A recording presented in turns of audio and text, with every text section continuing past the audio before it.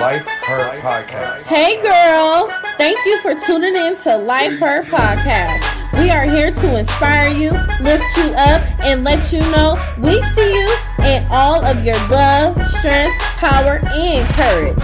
So sis, let's take a journey together because our experiences are not our own, and cycles, they need to be broken. Hey ladies, I am your host, Yvette Lloyd. I would like to welcome you, Shavaunta Harris. She is CEO of Influence Her. Hey Shavaunta. Hey Yvette, how are you? I'm good. So, I know a lot of things that everyone battle in life on a day-to-day basis. But a lot of people will see us of who we are on the outside. So, I would like all of our listeners to know on what are you willing to do to help others heal and who have may struggled with demons that you have faced in your past. And if so, can you let our listeners know and be transparent with us? Yeah. What have I struggled through? Rejection. That's the first thing that comes to my mind when I think of that. From a child, my dad not being a part of my life, my father not wanting me, actually, having my mom actually wanting her to have an abortion, dealing with that, not knowing that in the midst of me being in her womb, but actually being birthed and not having a father figure. That rejection was deep, very deep for me. I carried that a lot through my childhood years, even through my adult years. Honestly, recently, I think I kind of got free from that by getting free from, the unforgiveness that I had in my heart. So rejection is very familiar for me. I walked in a lot of that, and out of that, I tried to please people everywhere that I went in my life. So my relationships were pretty predicated on what can I do to please this person? How can I make them love me? Whatever. A lot of my life was like that.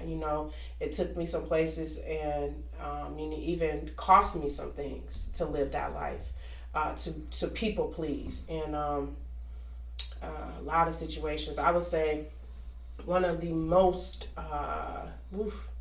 heavy situations is my son. I have a son that he's my oldest son actually, and he's adopted. But I struggled in that season of my life. A lot of the pain from my childhood. You go through your life, you don't have a father. You get in relationships with guys. You go through middle school, you get crushes and all that. But to get in a relationship with somebody and be in a relationship with them, and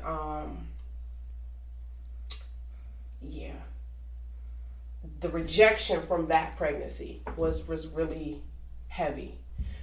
It caused a lot of pain. So I walked in a lot of fear. Nobody knew that I was pregnant with him. So I went through the pregnancy alone. I walked through much of that pregnancy in a very depressed place. It was hard. Giving birth to him, and I fell in love with him. And I was just faced with this. Once again, I'm looking, I'm staring at rejection again, and now I'm trying to figure out, what do I do, the fear of not knowing. And that was a tough place in my life. And I hid behind that for years. Even after he was born, I had such fear. The enemy then compiled that to shame, doubt. I was worried that he was going to hate my guts, because it's like, in our community, black women don't do that. They don't have babies and give them away to anybody, and I had, deal with the, what if somebody finds out, that type of thing. So I had to take control over that situation. I had to heal. So through the process of me having him being adopted, I was in a very tumultuous cycle, very, very, very destructive to myself and turning, not to others, just I didn't love myself, I didn't like myself, and I had this big secret that I was carrying, And so it took some years. God healed me once I got to a church connected. God healed me through his love, and I learned to forgive a lot of different places, but I still had this unforgiveness of myself. And so I had to deal with myself. I really did. I had to deal with myself.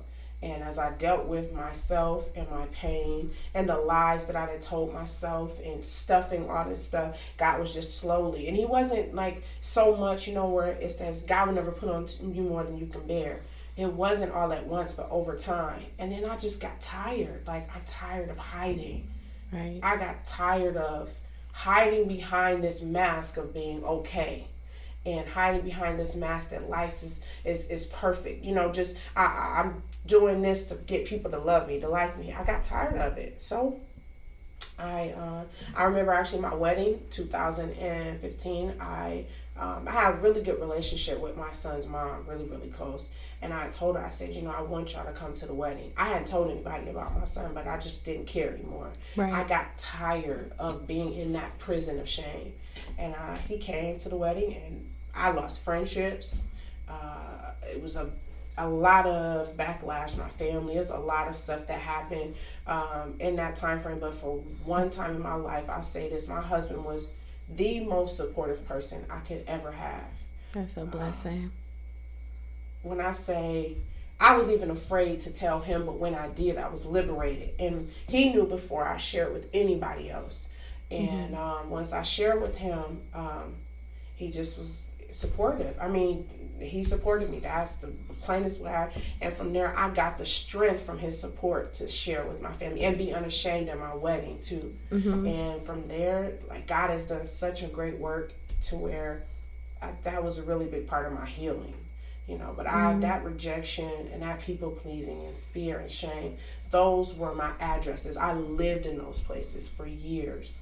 And once I got free from that, that's what gives me the power to say I am an influencer.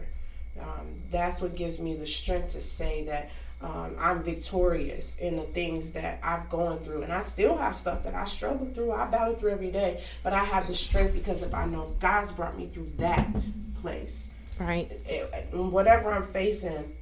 And I thought that was the end. Like, if anybody ever finds out about this is it. I'm taking this to my grave. But God wanted me to be free. So my freedom came from me being honest with myself. I had to face who I was. So when you were, when you say as far as regret, so can you rewind back on the times on who was the little girl, Shavaunta? So who was that little girl that created the path of being in a position of thinking you don't like anything as far as rejection? So if you didn't like rejection then, and then you have trouble on accepting that you were pregnant with your son, it's a lot of things that transpire way before that in that time frame for you to have that train of mindset. Absolutely. So tell me, who was the little girl Shavaunta? Shavaunta is different. I just always felt like that. All my life, I just felt different. I always felt like outcast. My mom loved me, absolutely loved me. I never not felt that from my mom, but I always desired. I was that kid that was very, I didn't have a problem expressing my emotions. So much so that I remember times in school where I had a teacher tell me, she says, "You are just too sensitive. I can get you to cry at like just like that." And so I built up this mindset that I was the oldest too, so I had to be strong. I was the one that, my mom would teach me stuff like, I need you to read the mail. You need to, know how to read the mail.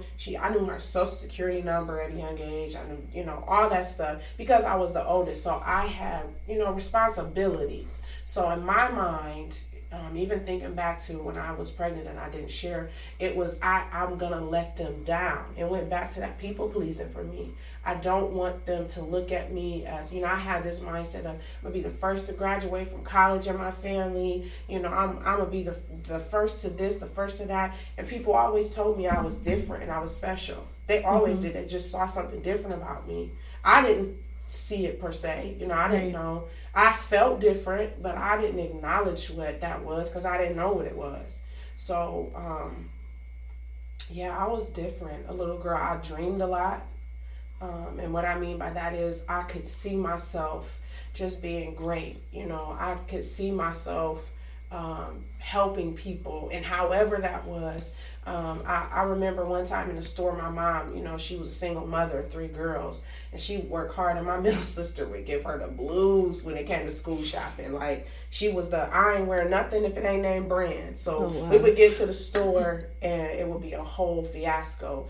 And I remember, I think we were in JCPenney's, and I told my mom, I said, Mom, one day I'm going to buy you a house. I think I was like maybe 12, 13. I was like, well, I'm going to buy you a house one day. Like, I remember that moment. And that stuck with me throughout my life. And I think I'm still waiting for that moment to live up to that promise that I gave my mom as a girl. Because I saw how my mom struggled. I saw how my mom, would give her last. She would make sure we were together, but she was in her work clothes all the time. My mom worked hard. And so that translated into me. I as a woman, I have to constantly remind myself that, yes, I love my kids, and yes, I'm going to do the best I can for them, but I'm important too. And I think watching my mother, she put herself on the back burner a lot for us. And as a girl watching that in my mind, I'm like, okay, even husband, my husband, I had to learn how to not just submit to him, but even ask him for stuff. Because I come from this independent woman. Yes. I had to learn how to get out of Shavaunta and really ask him, like, we about to run out of gas and I'm just not going to say nothing. Yep. He like, and he taught me, one time we was pulling up to his job and he knew that we were low on gas, but he looked at me, he said, you were just about to let me get out the car. And you and my daughter in the car, and you're not even going to say nothing. I had to break that stuff off me. This strong woman stigma. And at the time, we just were married, I had to get myself together. Like, okay, this was your mom's story, but that's not your reality, Shavaunta. That's not, yes, your mother was a single mother that had to work her back off, that did everything that she could to provide for you, but that's not your story. So you can't live her story. And I had to learn that as a little girl. I had to learn, a lot of things, and had to unlearn them too, And so as a little girl, I was just different, always. Right. And I always dreamed of being somebody successful. I didn't know how I would do it, but I knew that there was something different about me. And now at 31, I'm really aware of those. Sometimes I think back to moments, and I'm like, that's what you were talking about. In my life, I see that now. So yeah, I was different, very different.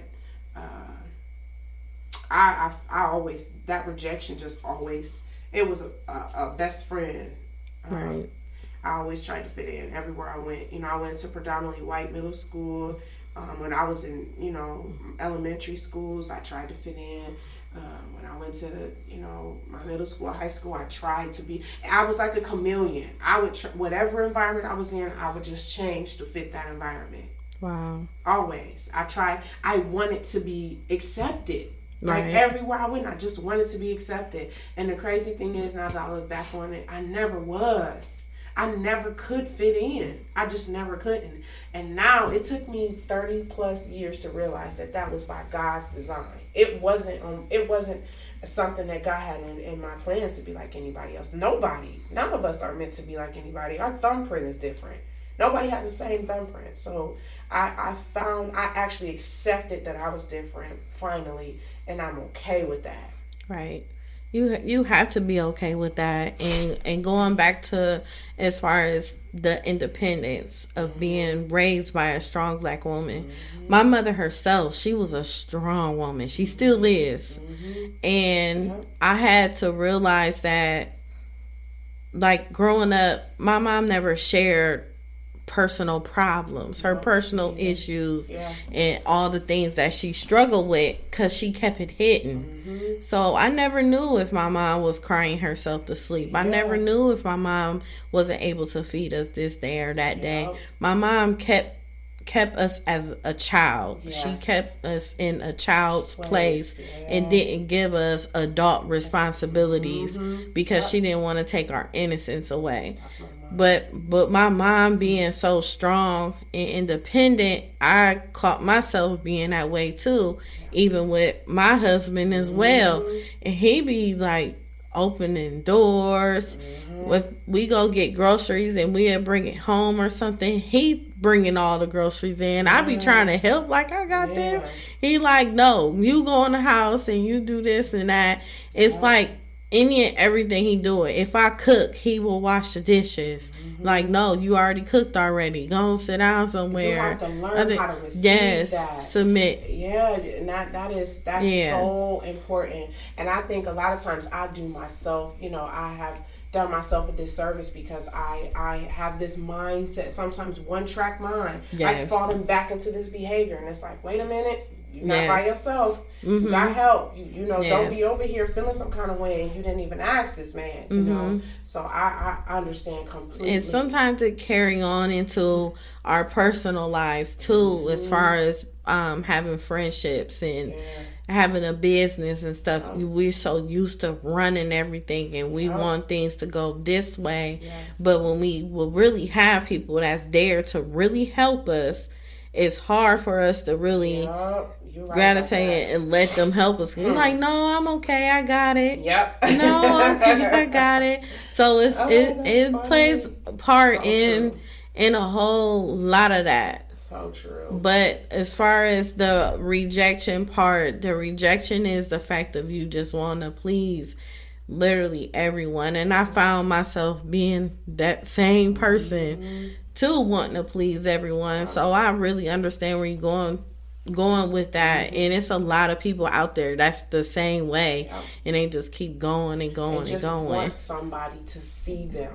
That's it. And I had to, and this is why my relationship with God is so important to me, because I had to really be mindful that if nobody else wants Shavaunta, my happiness is not going to come from somebody saying that I look pretty today, that I have to affirm that in myself and know that for myself, because that's what God says about me. So I had to really, when I'm talking about deliverance, I talk about people getting delivered, healed, and set free.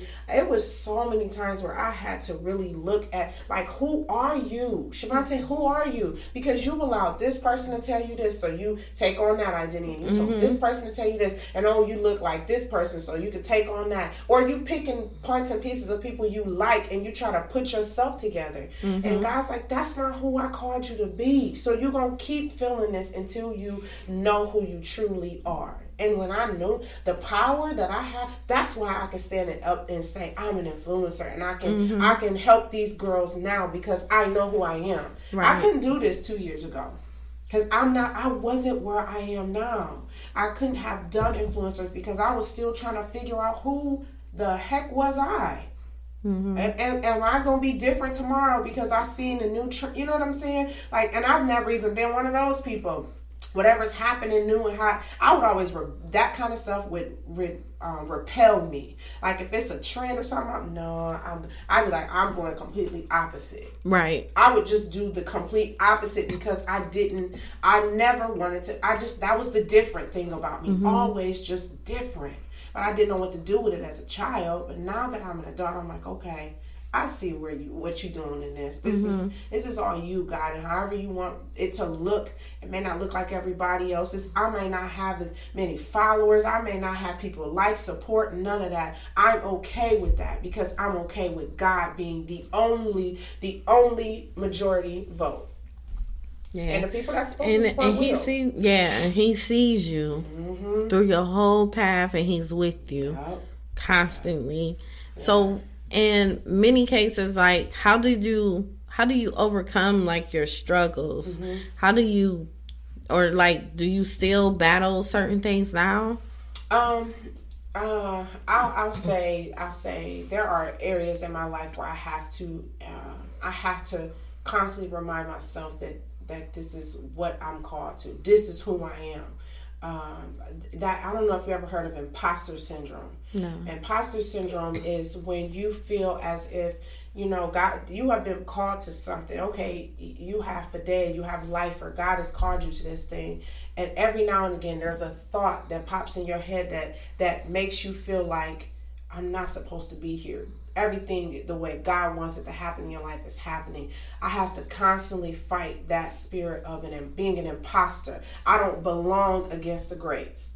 That's a level that I have to fight. So that's what that imposter syndrome is. You see people, you even accomplish some things, and every now and again you look back and like, I don't know if can I do this? Am I called to this? Is this, and do I belong here? Like, I have to constantly remind myself that I'm not an imposter in the life that I live. This is the life that God's called me to live, and I am not an imposter. So I am not somebody that's intruding on success. Like, it belongs to me. I'm allowed to partake in it. It's okay to be great. It's okay to be good at what you do, and it's not something that you're arrogant in, but I'm confident in this is what God's called me to do. So that is an area that I have had to continually overcome.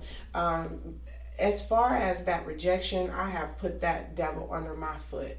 I refuse to allow people's support or lack thereof to put me in a place where I feel like I'm not accepted. I'm not wanted. Half of the time I don't want to be accepted by some of the shenanigans anyway that I see. But I am okay with who I am, and that comes in me knowing who I am, and so that I know that I'm not looking for how can I get in this environment and be somebody different. This is just, you're going to get Shavaunta. This is who she is. And hate it or love it, accept it or not, this is who I am. So what made you get to this breaking point? What made you say, look, I'm tired. I'm about to do this. I don't care what nobody say. And just to a point, even with you just exposing the fact that you birthed a son alone, like that's something real heavy that you carried for so long. So what got you to the point like, I just don't care what nobody say, I don't care what nobody think?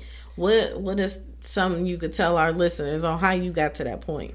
I think the different battles, having a son and going through the pregnancy and the labor and everything by myself, and me feeling like I was going to utterly lose my mind, even being suicidal at some points, and overcoming that. And I'm like, I might be stronger than what I think.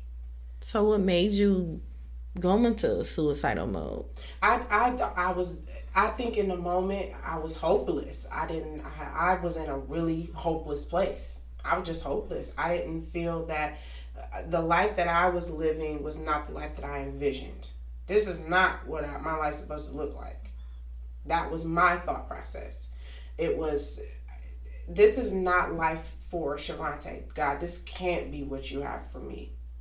There's no way that I am pregnant by myself and alone to a place where I'm like, nobody can understand this. Even though people have been through the same thing. It's so many women that are hiding behind the story of adoption. You would never believe how many women that hide behind that. And I never forget, I went to an event with my son's adoptive mother, and there was a lady there. She was in her late 70s, and she said, I'm afraid that I'm going to die and nobody will ever know that I had a son. And that struck me. And I made up in my mind, I didn't know at that time, like I said, I was living like I'm taking this to my grave, nobody will know. But in that moment, my spirit had already decided that I was going to be free from that. I just didn't know it. And so, that God walked me through the process of healing to a point where I'm able to talk about it and I'm not in tears. I'm not broken by it because I'm unashamed of my story. I don't care how people will perceive my life. And I wasn't always there. And so those moments where I thought I was going to die, where I wanted to give up, struggling through, getting pregnant with my daughter after my son and being afraid that I'm going to lose her. I'm a miscarriage because I felt like God was going to punish me because I gave my son away. those type of battles that we face as women, those ones that snatch the very life out of us, that take our breath, and we feel like we're not going to make it out of that. Those type of battles are the things that have brought me to a point where I just didn't care anymore. If the devil threw that at me, and I lost these people, and these friends walked away from me because they know my truth, and I'm still standing, I'm still breathing, I can do anything. I came to a place where I just was like, I've been through enough to know that I can stand through whatever comes my way, because I thought I was going to die in that. And if I thought I was going to die and I'm still living, well, whatever. Bring whatever else on. I can live to see another day. I can fight, see another day. And I just got tired. I just literally got tired. It was something to me like there has to be something better than this. Yeah, and that's the way, that emptiness you felt. I felt the same way when I was 19 years old and I had an abortion. And it was something like, oh no, I just don't want the baby. I just don't think I'm ready. Yeah. And I'm in college, you know, and I'm doing something, and I'm like, I don't know what I'm about to do. Yep. I got a whole life ahead of me, and how I'm going to take on to a kid. And I've just felt so scared and terrified. Yeah.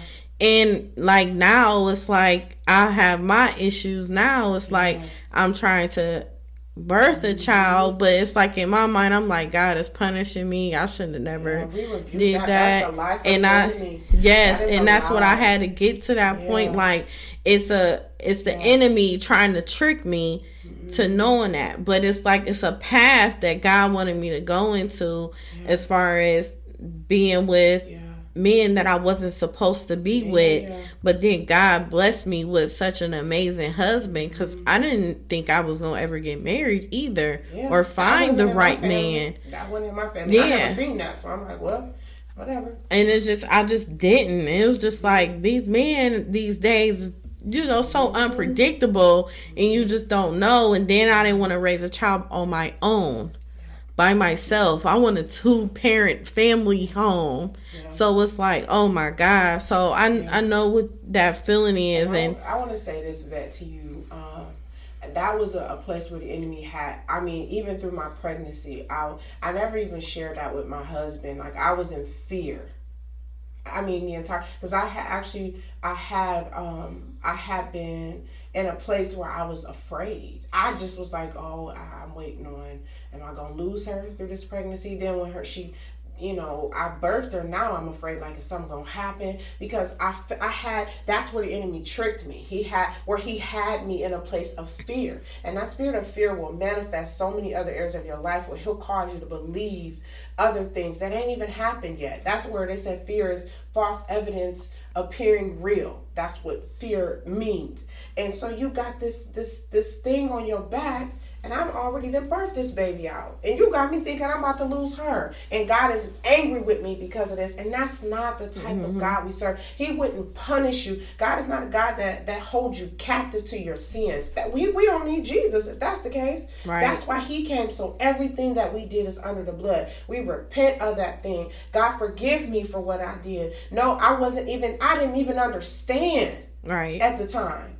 I wasn't in the mindset to know what this would bring, but thank God for Jesus and the power of the blood, that we're not held captive to our sin. We're free from that. Yes. So now, that happened. Yes, that abortion happened, but guess what? God don't even look at it. Don't even remember it. He's like, I'm going to bless you because this is a covenant that you've made. You and your husband are in covenant with God. Yes. So God's looking to bless the fruit of your womb. And I believe that God will. And I decree that God will bring forth the fruit of your womb. And that whatever the enemy has tried to lie to you about and make you believe that you're being punished for, the very thing that you desire, that God will give to you. And I believe that I have the faith to believe that God can and he will.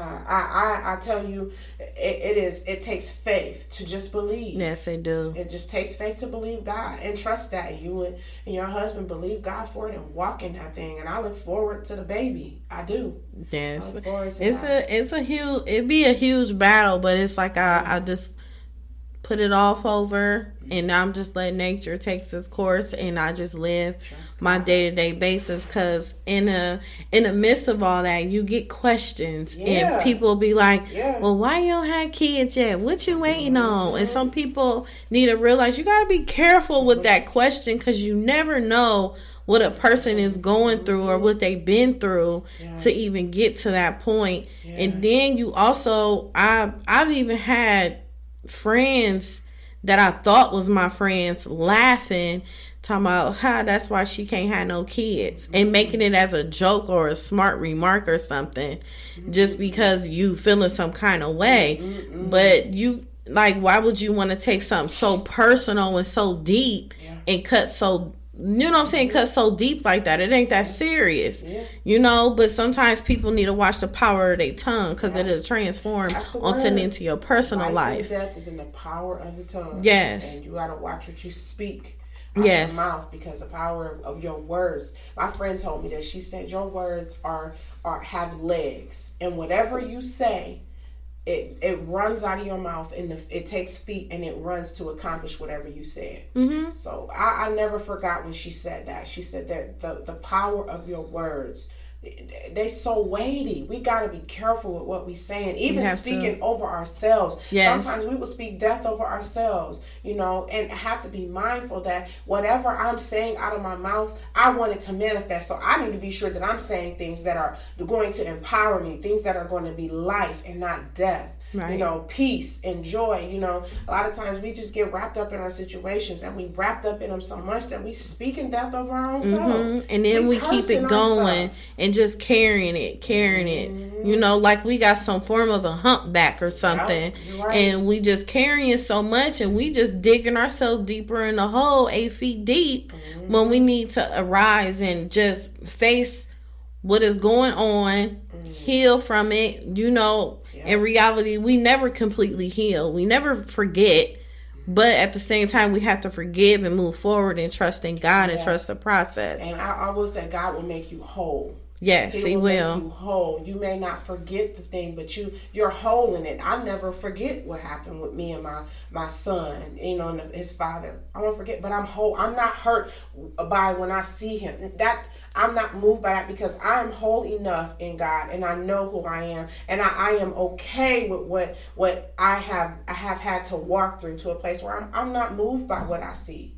You know, I'm not moved by the things that have happened to me, and we have to take off those masks that we put on, that I'm okay stuff, even when you're not. And I'm saying that as in, take the mask off with people that can handle seeing you, the real you behind that mask. Right. You know. And that's what, and a lot of people go into accepting or hanging with people that still don't accept the things that they battle, and then they will laugh at another person together. Yeah, but you, when them doors close, when you by yourself, you feel some kind of way to yourself. You know? Yeah. So people really have to understand that. Yeah. You can't laugh at the next person's struggles, because your struggles will go deeper. That's scripture. That is in the word. It talks about that, to not do that, laughing at your brother stumbling or falling. Like, you got to be careful. You have to be careful, because the same thing that you could be speaking about somebody else, you will turn around and be in it. And then you pray, asking somebody to pray you out of the very thing that you just was talking about. Yep. That's not good. So what I want to say for our listeners, who is the real Shavaunta Harris? Who is the Shavaunta Harris today? Shavaunta Harris is fearless. I am fearless in this season of my life. I'm not in a place for self. I realize that my life is not my own, and what I'm doing is for a generation of people that's coming behind me. Yes. I am excited. Like, I'm in such a good place with God. I am in transition. I feel joy in places. There are areas of my life where there is just unspeakable joy. I'm in a peaceful place. Shavaunta is somebody that is evolving. like right before your eyes. You know, it's almost like you better take a picture right now, because you're going to see me a couple weeks and I'm not going to be the same person. God is fast tracking me into some things that he's put in my life, and I am evolving. I am fearlessly evolving into the thing that God has called me to be in this season of my life. So I am, a mommy, a wife, a friend, a sister, a mentor. I am everything that God has me to be, whatever that may be. I could be something different tomorrow. I know that's right.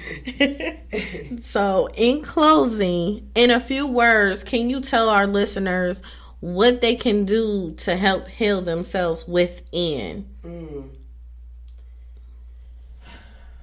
Be honest with yourself. Be real with yourself. Take an assessment of where you are right now. Like, really look at where you are. And if it's good, if it's bad, you know, if you ain't smiled in months and you used to be the happiest person ever, that's a red flag.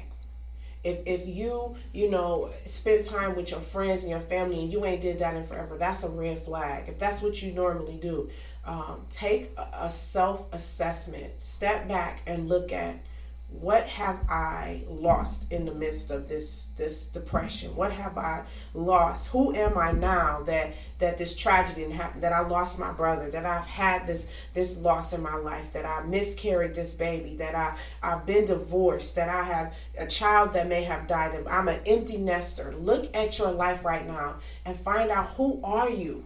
That is the bottom line. Who are you? What has caused you to lose you? Mm-hmm. And after you've looked at that thing, get a book club. Yes. Find a traveling club. Put in a couple dollars with you and your sisters. Y'all put it in a pot for a month and go somewhere. But do something that is for you. I can remember, I think I'm really getting back to Shavaunta. It may not seem like a big thing to anybody else, but I kept my nails done for a whole year. Because that was something that I was doing for myself. I had lost the things that who I liked and who I loved in me, because I was being a wife. I was being a minister. I was trying to build a business, and I'm trying to be a good friend, and I'm doing this in ministry, and I got lost in all of that. And so my thing to you, sis, whatever you love, whatever you lost in the middle of whatever tragedy happened, go back, take an assessment of your life, and seek out, what is it that I need to do to heal so I can get back to me. If it's going to get a counselor, go see a counselor. If you feeling like you can't live on because this man done left you, and you see him living and he got a new boo, and you over here depressed and stressed, honey, you need to find a hobby. Instead of going at that woman. Don't chase nobody down.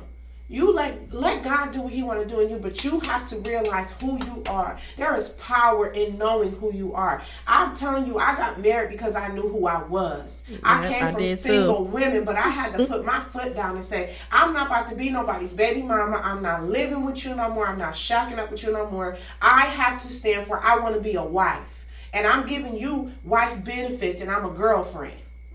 I can't. And get you a man of God. A man of God that'll pray with you and for you. And not even that, sis, don't get nobody that don't have no vision. He might have a car, might have money, but where is he going? What is he doing 10 years from now? Don't be writing on what he looked like and his car looked good. Girl, do he know how to manage a bank account? Can he lead you and your children in prayer? Can he teach your men how to build a brand, an empire, so they can have generational wealth? We need to, as women, get to a place where we know our value. Then you won't be accepting all this mess, and it'll save you a headache and a bill to the therapist. It'll save you a whole lot of money and a whole lot of heartache. So I know who you are. Just know who you are, and that may look like you taking 30 days to yourself. No social media. I had to do it. I went through a season where I had to do, it was a master reset. The Lord was like, you need to get back to you. I told my friends, I said, look, my close friends, I need 30 days, y'all. I won't be calling y'all. I won't be texting, none of that. I took 30 days. I ain't talked to nobody. I want no social media. I got in God's face. I said, Lord, show me for who I am. Mm-hmm. I was fasting, praying, seeking out the Lord. God showed me some things, and that's how influencers, the idea for it even came. Mm-hmm. And in that little bit of time, I birthed that thing out. So if you got to shut the world out, turn that social media off, and get in God's face, seek Him about your heart and what's wrong, what is going on, sis, because something ain't right. You done lost yourself. So that's what I would say. So tell us a little more about Influence Her before we close.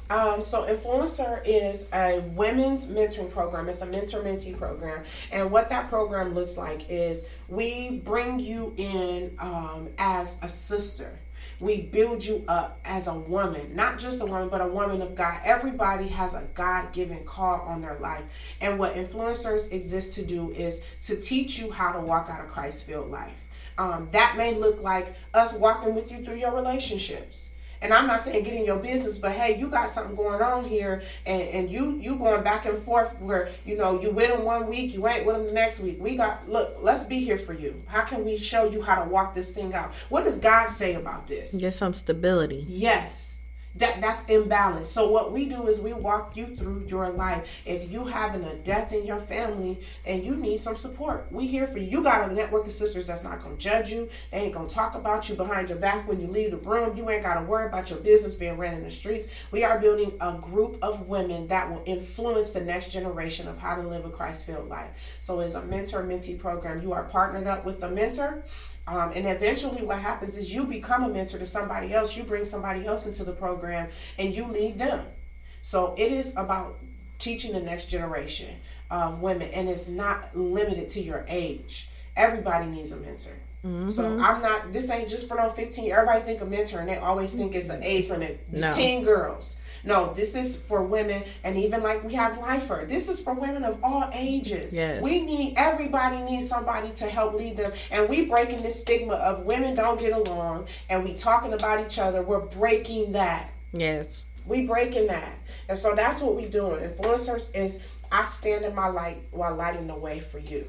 So how do we get in contact with Miss CEO?